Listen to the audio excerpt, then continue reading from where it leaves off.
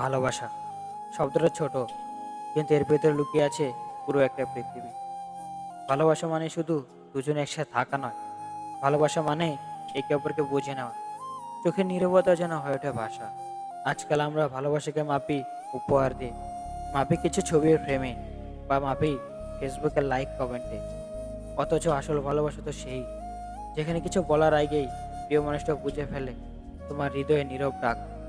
সত্যি কথা বলতে, ভালোবাসা মানে না হয়তো চিরকাল পাশে থাকা, কখনো কখনো দূর থেকেও কেউ তোমাকে ভালোবাসতে পারে, তোমার সুখেই খুঁজে নেয় নিজের শান্তি।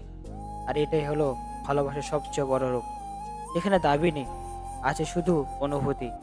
আমাদের জীবনে হয়তো অনেক মানুষ আসবে, কেউ থাকবে, কেউ চলে যাবে, কিন্তু একটা সত্য চিরকাল থেকে যাবে: ভালোবাসা মানুষকে বদলে দেয়, ভালোবাসা মানুষকে শিখিয়ে দেয় কিভাবে বাঁচতে হয়।